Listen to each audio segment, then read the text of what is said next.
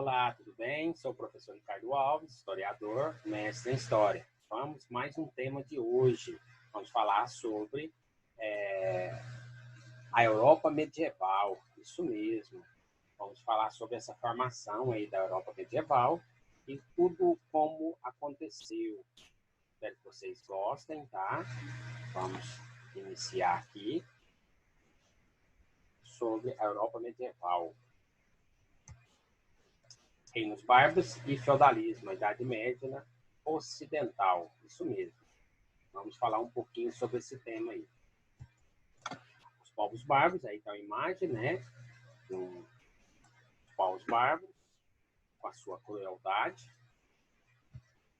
Aí também está um mapa onde nós vamos ter o início das invasões e migrações dos povos bárbaros do século IV e século V.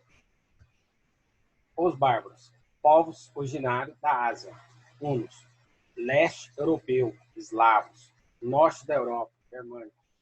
Germânicos eram subdivididos em visigodos, ostrogodos, burgúndios, vinques, vândalos, suevos, lombardos, francos e etc. Formaram reinos instáveis de curta duração. Eram rivais, disputavam entre si os mesmos territórios. Cultura germânica e organização social. A estrutura familiar bastante sólida. Prezavam por valores, honra, fidelidade conjugal e lealdade. Não possuíam um código de leis escrita. As suas decisões jurídicas eram através de duelos ou ordalhos. A cultura germânica, na base da economia, predominava-se a atividade agrícola. Produziam principalmente cereais, a aveia e o trigo, e trabalhavam também com a pecuária. Alguns viviam da pilhagem. A cultura germânica do lado religioso, a sua religião era politeísta, isso é, acreditava-se em vários deuses. Adorava fundamentada nas forças da natureza. Não construíam templos, rituais eram sempre realizados ao ar livre. Ofereciam como sacrifício animais e até seres humanos. O reino dos francos conseguiu unificar um vasto território e manter um governo estável. Atuais como Alemanha, Itália e França. Fortalecimento do reino pela aliança com a Igreja Católica. Dinastia Merovingia. Clovis, 481 a 511. Primeiro monarca a converter ao cristianismo após a queda de Roma. Carlos Martel, 714 a 741. Venceu os bárbaros na Batalha de Poitiers, em 732, impedindo a expansão dos árabes da Espanha para a França. Seu sucessor foi seu filho, Pepino, o Breve, no ano de 751. Pepino criou a dinastia Carolíngia. A dinastia Carolíngia, no auge dela, Carlos Magno, no ano de 768 a 814, conhecido como Imperador do Ocidente, também chamado de Império Carolíngio. Campanhas militares apoiadas pela Igreja Católica possibilitaram a expansão territorial e a difusão do cristianismo. A sagração de Carlos Magno por Leão III simbolizou a instauração do Império do Ocidente como sucessor do antigo Império Romano. Sacro Império Romano, Europa unificada sob o Império Universal e Cristão. O mapa, né, do Império Carolíngio, isso aí durante o século IX.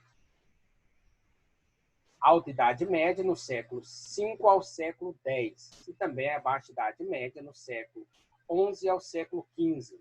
Sistema político, feudalismo, econômico e social que predominou na Idade Média durante o século V ao século XV, que baseava-se em relações de serviço e de produção.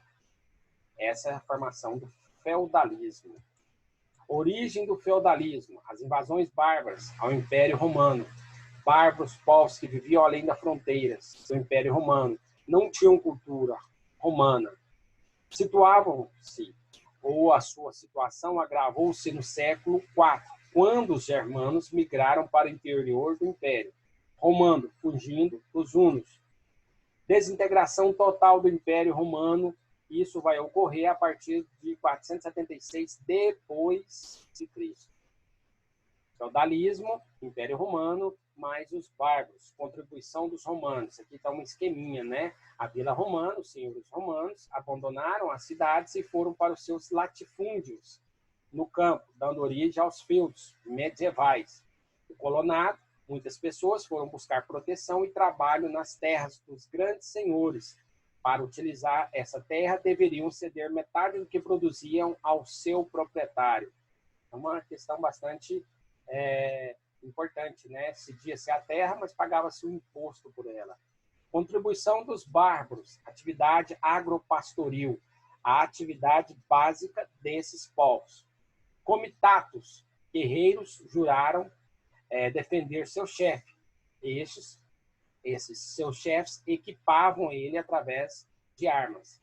Os benefícios, recompensa que os chefes militares davam aos seus guerreiros após obterem alguma conquista. Direito que eles vão ter. Leis não precisavam necessariamente estar num papel ou serem sancionadas ou promulgadas. Os costumes transformavam-se nas leis. Então, eles tinham os hábitos, né? A cultura deles. O que falavam não era simplesmente uma fala, era imposto, era uma lei. Então, eles seguiam aquilo. O feudalismo é a sua organização econômica. Imensa propriedade rural governada pelo senhor feudal. A terra, prestígio, era status e fonte de riqueza. A economia, até então, de subsistência. Divisões do feudo. Manso senhorial. Ficava o castelo e eram terras de uso exclusiva do seu senhor. O manso servo, terras utilizadas pelos servos. E terras comunais, bosques, pastos e lagos, eram usados por todos. Aí está aí, né, uma imagem onde representa o manso senhorial, logo abaixo o manso servo e logo abaixo o manso comunal. Então, as divisões aí, né, de terras e aonde cada um comandava e controlava. Organização social. Sociedade estamental, onde cada grupo tinha sua função específica. Então, nós vamos falar do clero, da nobreza e dos servos. O clero, representante da igreja, enorme prestígio. Já a nobreza, responsável pela segurança composta, principalmente pelos senhores feudais. Os servos, a maioria da população, trabalhava e produziam riqueza. A organização social. Clero, nobreza e servo, em forma de uma pirâmide. Então, no topo está o clero, logo abaixo a nobreza, logo abaixo o servo, a classe trabalhadora. Obrigações pagas pelos servos. A corvéia, trabalho gratuito dos servos na agricultura, construções, tanto de pontes, fortificações, castelos, etc. Banalidades, imposto pago pela utilização de infraestrutura do feudo, moinho, forno, celeiro e etc. Atalha, porcentagem, quase sempre a metade entregue ao senhor, pela produção do manso servo. Mão morta, imposto pago pela morte do chefe da família, se caso continuasse utilizando as terras. Captação, imposto anual pago individualmente ao senhor feudal.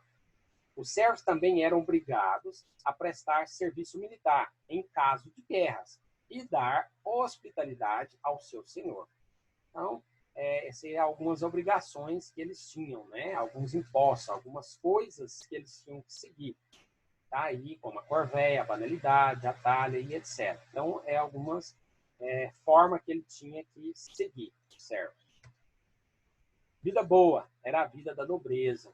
A Igreja Católica reforçava o papel da nobreza e a proteção material da sociedade. As relações de suzerania e vassalagem, o suzerano era o nobre que doava o seu benefício ao feudo a outro nobre. Já o vassalo, era o nobre que recebia o benefício e fazia um juramento de fidelidade ao suzerano. E a função da Igreja Católica? Como que ficava? O senhor feudal tinha o poder local. O rei, na prática, tinha poderes limitados.